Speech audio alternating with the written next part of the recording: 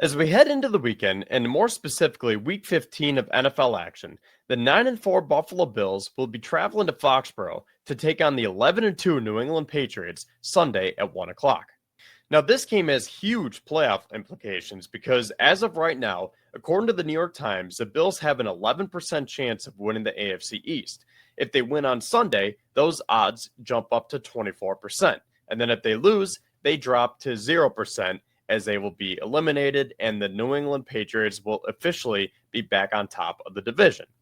But on the bright side, according to the New York Times, the Bills still have a 98% chance of clinching the postseason.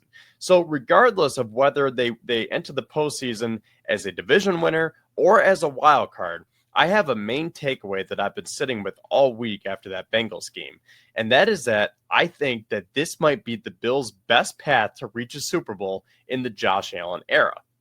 And the reason I say that is because what I saw on Sunday against Cincinnati, it gave me similar vibes to the 2021 season when that was a flawed team. The Bills were 7-6 at one point, and we didn't even know if they're going to make the playoffs. And then Josh Allen went absolutely nuclear, and it literally took a historic blunder, like 13 seconds, to knock them out of the playoffs. Now, I know that the Bills were just in the AFC Championship game last year, and you could say, well, if they would have just made that one final play, they would have been in the Super Bowl. And you might be right, but honestly, that was a mini rebuild last season, and it felt like the Bills were overachieving. It would have been great if they would have went to the Super Bowl, but I just wasn't sure if that was a team. That 21 team, the way they came together and the way Josh was playing, that is where I'm coming from with this season. Because clearly this team is flawed too. We've been talking about it right throughout the season, whether it's been the offense and the ongoing wide receiver problem and Josh masking all of those problems, whether it's the defense and the run defense, which actually has been a lot better now that Shaq Thompson has been in the lineup, as the Bills are only allowing 3.4 yards per rush compared to 5.6 yards per rush when Terrell Bernard plays. Missed tackles have also been an ongoing issue for this defense, and their third down defense as well, as the Bengals converted 10 of 12 third down opportunities. So speaking of PTSD, I had PTSD of the 2022 playoffs as well with that divisional game against the Bengals, because it looked like for the majority of the game that the Bills did not learn anything. Now, I will say, just a quick side note, credit to Sean McDermott for going for it on 4th and goal from the 3 to make it a 2-score game, because the old McDermott probably would have kicked the field goal and played it safe to make it 35-28. So I love to see the aggressiveness there, but I need to see him continue to take steps with the defense. So you could say that coaching and schematics are a flaw of this team, and roster construction, because if you've been following along with my content, you would know that I've been very critical of Brandon Beane this season, because I think that it should not be this hard to get to a Super Bowl when you have a generational talent at quarterback like Josh Allen. And that being said, despite all those flaws that I just highlighted, Josh Allen is such a talented quarterback that his talent level can outweigh those flaws at any given moment. And the other reason why I think that this is Buffalo's best route to the Super Bowl over the last 5 or 6 years is that there is a legitimate possibility that they will not have to go through Lamar Jackson, Patrick Mahomes, or Joe Burrow, as the Ravens have a 34% chance of making the postseason. The Chiefs are down to 12%, and the Bengals are just 2%. And if you don't believe me, which I had to do a double take myself, but let's take a look at the bracket and see some of these odds and how it's all shaping up. Okay, so right now the Denver Broncos are the 1 seed with an 11-2 record, followed by the Patriots with their 11-2 record. The Jacksonville Jaguars are the 3 seed right now with a 9-4 record. I still don't know whether they're good or not, but hey, I mean, they're 9-4, so you can't dispute that. The Steelers are the 4 seed with the 7-6 record.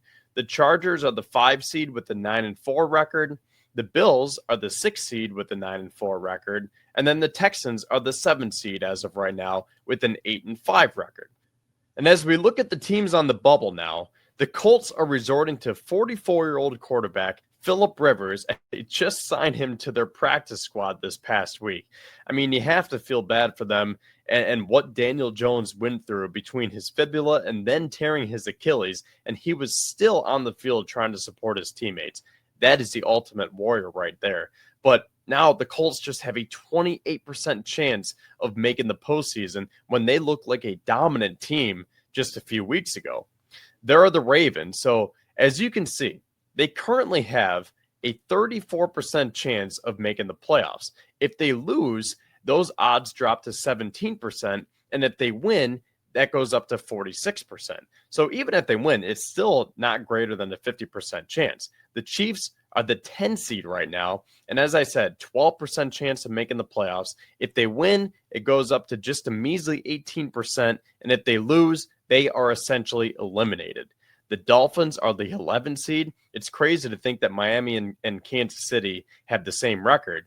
But now we're starting to get into the weeds here where Miami really doesn't have a shot at making the playoffs. Cincinnati's a 12 seed. And as you can see, 2% chance as of right now. If they win, I mean, their best route is trying to win the division. They would have to win out, and they need a lot of luck. And that's pretty much it, because then you have the Jets, Browns, Raiders, and Titans, who have all been eliminated. So as we flip over to CBS Sports now, I wanted to show you this one just to give you a different point of view on the bracket and how these matchups are shaken out here. So as of right now, Buffalo would be traveling to Jacksonville to take on Trevor Lawrence and the 9-4 Jaguars. And I think the Bills could totally beat Jacksonville, but for some reason they always lay a dud. They always lay a goose egg in Jacksonville. So the matchup that I'm looking for here is Buffalo going back to Pittsburgh, because I think that is such a favorable matchup if the Bills can jump up to the 5 seed, and the Chargers have a ton of injuries. So I think it's totally doable. And again, I would love for the Bills to win the division, but if they don't, I don't think it's the end of the world, because if the Bills can get the 5 seed and travel to Pittsburgh, the 4 seed, that is a beautiful first round matchup.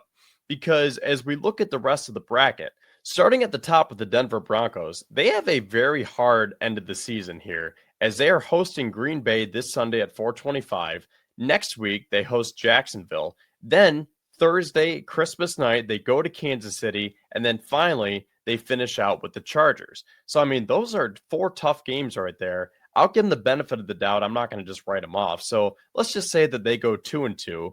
And then the Patriots, I also see them going 2-2, because I do have the Bills winning this week.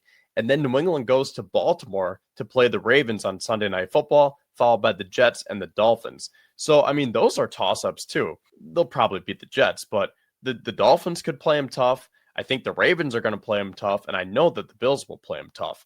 So let's just say that both teams end up splitting their 4 final games, and we're looking at a 13-4 record for both the Broncos and the Patriots. So let's say that the Jaguars can hold on and win the AFC South, and they would be the 3 seed. The Steelers can hold on and win the AFC North to be the 4 seed, and then the Bills flip-flop with the Chargers so that Buffalo is the 5 and LA is the 6, and we'll leave Houston at 7. So in that scenario, the Texans would be going to the Patriots in a matchup of the 7 seed versus a 2 seed. The Chargers would be going to the Jaguars, and then Buffalo would be going to Pittsburgh. So if that's the case, I'm going to take New England over Houston. I say that the Chargers get their revenge over the Jaguars, and they win down in Jacksonville. And obviously, I'm going to take Buffalo over Pittsburgh. So then the divisional round would look like the Broncos hosting the Chargers and the Patriots hosting the Bills. So in that scenario, let's just say that the Broncos and the Bills win. Buffalo is going to Denver for the AFC Championship game. It would be great if the Chargers can win, because then the Bills would be hosting the AFC Championship game. But the route that the Bills would take is at Pittsburgh, at New England, and at Denver. Now, if the Jaguars were to win in the wild card round, that throws things off a little bit, and maybe a flip-flop where you're going to Denver first and then New England. But it looks like the 3 likeliest opponents as of right now for the Bills would be the Steelers, the Broncos, and the Patriots. So I don't want to write those teams off, because they are young teams on the rise. They all have great defenses, at least the Broncos and the Patriots. And we saw that firsthand with the Texans too. I don't want to forget about those guys. But again, you don't have to go through Mahomes, Lamar, or Burrow. You have to get it done this year, because right now the Bills are in the middle. You have those 3 teams that I just mentioned. Then you have these up-and-coming teams, and right smack dab in the middle are Brandon Beane, Sean McDermott, Josh Allen, and the Buffalo Bills. And if they don't do it this year, then I don't know when it's going to happen. You have to hold off these younger teams and say, no, this is our season. We're finally going to get the job done. And we're not going to let Drake May or Bo Nix get to the Super Bowl before Josh Allen. So as you can tell, there are still multiple different scenarios that are going to have to play themselves out over the final 4 weeks of the 2025 NFL season. But if the bracket remains as it is right now, then Josh Allen will be the most experienced quarterback on the AFC side of the bracket. And I know that Aaron Rodgers is 42 years old now. He's been to the playoffs a dozen times. He's won a Super Bowl. But at this point in his career, he's basically just trying to help Mike Tomlin preserve his winning record streak and go 9-8 or 10 instead. So if the quarterbacks that the Bills have to go through are Bo Nix, Drake May, Trevor Lawrence, Justin Herbert, and CJ Stroud, then Josh Allen has as much playoff experience as those 5 quarterbacks combined. Allen has made the playoffs 6 out of his first 7 years in the NFL, and that doesn't even include this year, in which the Bills have a 98% chance of getting back to the playoffs. Herbert and Stroud have each made the playoffs twice. Trevor Lawrence has made it once. Bo Nix made it for the first time last year, and Drake May has yet to take a postseason snap. Give me Josh Allen all day, every day. And if you liked what you just saw, then make sure that you hit that like button, give me a thumbs up, and subscribe to my channel if you haven't already, as it really helps me with my content, as I will have more Bills content along with some Christmas content that is planned over the next couple of weeks here, right here on my YouTube channel. But drop a comment below and let me know your thoughts on the rest of the Bills' regular season and their postseason, and who you want to see the Bills play en route to a potential Super Bowl.